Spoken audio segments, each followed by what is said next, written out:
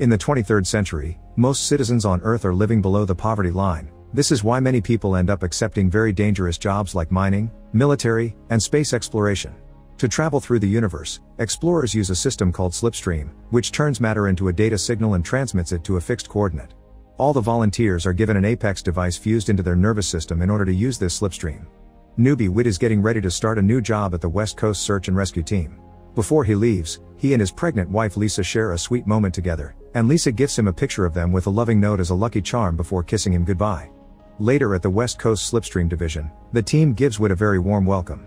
The captain makes most of the team head out, then right in front of Whit, he begins asking Dave about the jump he's made because he's noticed something weird in the logs that may indicate a dirty jump. Dave just dismisses it as a silly mistake. Suddenly, an announcement comes through saying squads 14 to 28 must get ready to jump. The captain puts up a video feed of the jump and notices how the teams are going blind into a mining site. After just a few seconds, only a few team members come back, and to everyone's shock, they're screaming in pain and horror, not to mention the blood dripping on their faces. An alarm is raised because apparently quarantine has been breached, and when the doctors try to help the bleeding rescuers, one of them starts to shoot everyone. The captain, Dave, and Whit try to leave the room, but they find the door locked because of protocol. They watch on the screen how little by little every team member that came back becomes violent and attacks each other. Soon the bullets are piercing the walls and almost hit the trio. For the sake of their safety, they have no choice but to jump, even if the jump only mentions a location called Infini that is off the grid. Dave doesn't want to go because that's where the crazy ones just came from, but soon the lockdown protocol begins filling the room with gas, meaning they must jump or die. For some reason, the captain's Apex cannot decipher the code, so only Whit and Dave manage to jump while the captain is left behind to die. Moments later, the East Coast Central Command is in complete chaos with the news of what's happening in Infini. The chief puts together a search and rescue team and explains the situation to them. Infini is the furthest outpost in the galaxy and is known for the worst space disaster in history where 1,600 workers were killed by a very volatile mineral that can only be found on that planet. Because of this, Infini was permanently shut down, and a team was sent to investigate what happened. However, an accident caused all the team members to die except for one named Montley, who painfully removed his Apex to stop headquarters from forcing him into jumping back.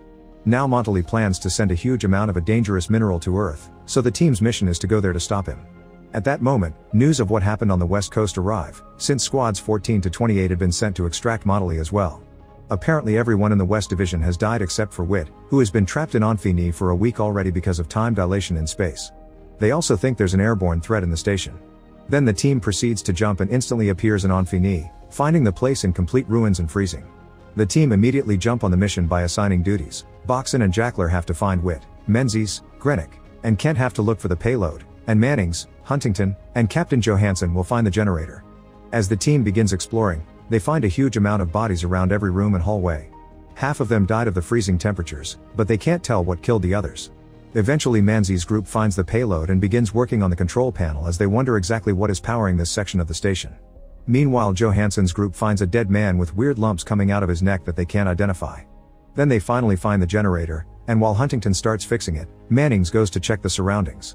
When he enters another room, he's horrified to see abandoned experiments using human skin and various body parts that are still hanging around. At that moment the generator begins working, and the computer system reboots, only to be replaced by a dark screen that asks them, "Who are you? And what are you doing here?"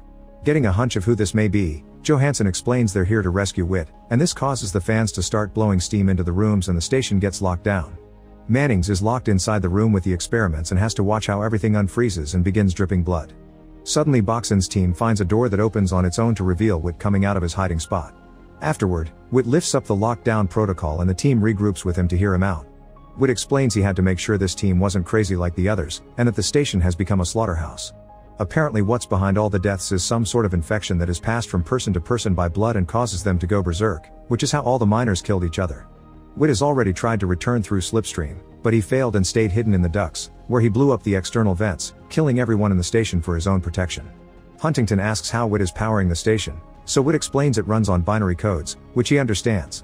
This makes the team wonder if Whit can shut down the payload, which makes Whit angry because he realizes the team was sent for the minerals, not him.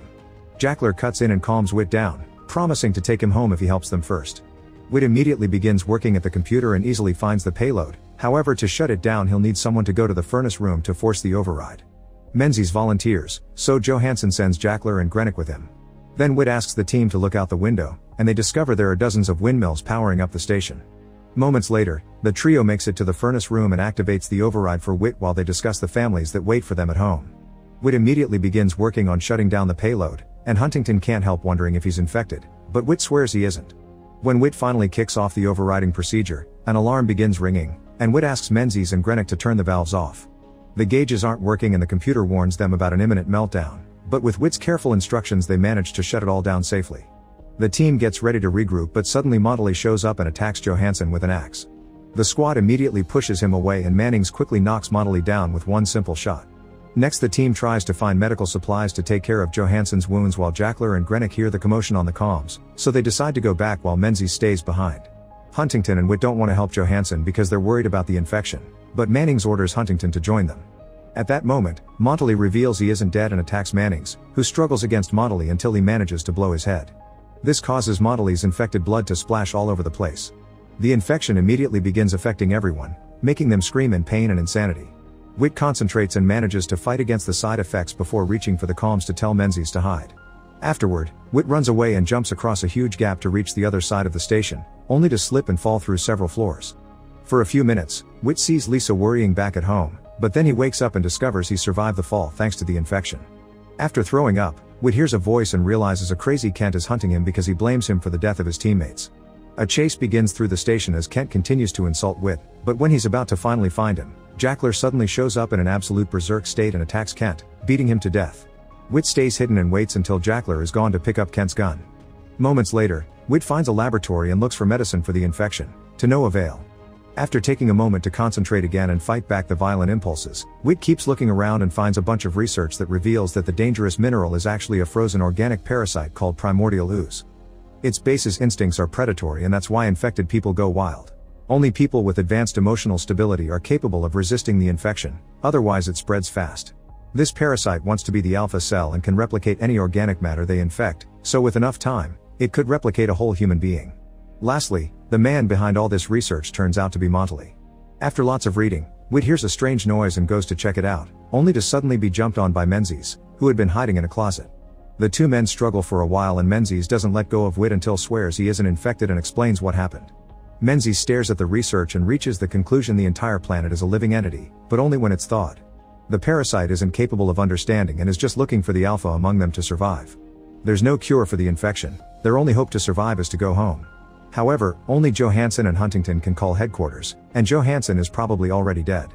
During their talk, Wit has to fight back the infection trying to gain control again and Menzies gets suspicious, but Wit swears it's just a wound he got when he fell. Wit and Menzies agree to go looking for Huntington and they begin discussing how to tackle the search, only to be interrupted by Mannings suddenly bursting in through the glass door. Mannings begins attacking Menzies without mercy, so Wit points his gun at him to make him stop. However, Mannings threatens with shooting Menzies to make Wit put his gun down. Then Mannings begins throwing a tantrum, complaining about having been sent here just to save stupid Wit and saying that it can see Wit. After lots of ranting, Mannings gets ready to kill Menzies, but Menzies and Wit remind him he's a friend and that they have families at home. Mannings says everyone has a choice and decides to end things for himself, causing some of his blood to fall on Menzies' face. The infection immediately starts driving him crazy, so Wit has no choice but to shoot him before he gets aggressive. Meanwhile, Huntington wanders around the station while struggling against the infection as well. Moments later, Wit starts hallucinating and sees himself going through a berserk rampage. He concentrates and manages to send the hallucinations away, but his eyes are starting to get red. Afterward, he hears a voice and discovers Huntington recording a message for his family. Apparently he's resisting the infection as well. Wit points his gun at him, asking Huntington to take him home, but Huntington ignores him until he finishes recording his message. Then he explains he's already called headquarters, they just need to wait 8 hours. This makes Wit worry because the lab research said nobody could make it longer than 2 hours. As time passes, Wit and Huntington slowly lose their minds to the infection. They start talking nonsense and jump from one emotion to the other, including laughing like maniacs, screaming, and even threatening each other while they argue. Eventually Wit gets tired of waiting and decides to go to the medical bay alone. Meanwhile, Grenick is using her medical knowledge and trying different methods to cure herself. When she looks in the mirror, she sees some scutes growing on her back, explaining the weird neck they saw earlier. Suddenly Jackler shows up, revealing his arm has weirdly mutated. He comes closer to Grenick and tries to kiss her as he promises to protect her, but Grenick keeps him at bay because she's scared. Then Jackler asks about their baby, forcing Grenick to confess she had to do an abortion on herself to lose the baby because the kid was already infected. Hearing this makes Jackler go berserk and attack her, but Grenick fights back. Back to Wit, he's having trouble opening a door, but Huntington shows up and helps him. They make it to the medical bay and can tell what just happened because the parasite shows images in their brains thanks to some sort of hive mind. Jackler is dead, but Grenick's still alive, so Whit asks her what they can do against the infection. Unfortunately, Grenick thinks the parasite is too smart and the only escape is death. Then she says goodbye to her mother and dies. The lack of hope causes Whit to start losing control again and his eyes go completely red. Huntington points his gun at him, but Whit defends himself and a fight ensues. After lots of struggling, Whit manages to run out of the room, prompting Huntington to chase him. Before he can be found, Whit jumps into a hole with a ladder, and Huntington discovers the parasite is on the ladder as well. After interacting with the parasite and getting his eyes fully red too, Huntington also jumps into the hole, only to be ambushed by Whit. Another fight ensues, during which Huntington gets even crazier, and both men exchange blows as if they were invincible. Eventually they fall into a small pool of water and Whit manages to overpower Huntington before tying a hose around his neck to break it and kill him. Afterward, Whit clings to Lisa's picture to gain strength and goes to the med bay to find a scalpel and record a message for the parasite. He explains that its technique is awful for survival because by tapping into people's hatred, the parasite is only making them kill each other and it'll never learn anything about humanity. However, if the parasite had chosen to work together with them, they could have helped each other. Then Whit talks about his family and how everyone here just wanted to have an honest job, causing him to start seeing visions of the team and Lisa. With the picture still in hand, Whit finishes his message by ending things for himself. As Whit's message plays on a loop all over the station, the parasite begins covering all the bodies with its gooey minerals. A mysterious puddle forms with the minerals and a human face appears on it. While this happens, Whit's blood starts coming back into his body. Moments later, Whit wakes up without a single wound and is shocked to discover the whole team is also alive and well. Mannings informs them the parasite is gone, and Whit checks the lab, where he confirms all the mineral samples are gone too. The team cleans up and regroups at the control center, but nobody knows how to explain what happened. Obviously disturbed by the experience, they all agree to lie and say they were incapacitated for a few hours because of pressurization. The payload is destroyed and they've rescued Whit, so the mission is completed and they shouldn't have trouble at home convincing everyone they shouldn't return to this place.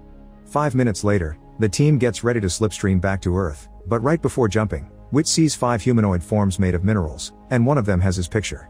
It seems the parasite did hear his advice. Then the jump kicks in and the team makes it back to Earth, where everyone is panicking. A group of doctors immediately surrounds them and asks them personal questions to be sure they're sane. They also ask if they were exposed to any dangerous contaminants. The team swears they didn't, but everyone is put through a scan anyway, and they all pass it with colors except for Whit. The scan can't seem to read him, so the chief asks him again if he was exposed, but Whit doesn't answer. Thankfully, the scan finally works at that moment and clears Whit out. Then the team learns that here on Earth only 52 seconds passed. Afterward, Whit returns home to reunite with Lisa, who immediately begins crying because they had told her Whit wasn't coming back. Make sure to subscribe and turn on notifications so you can watch more videos like this. Thanks for watching.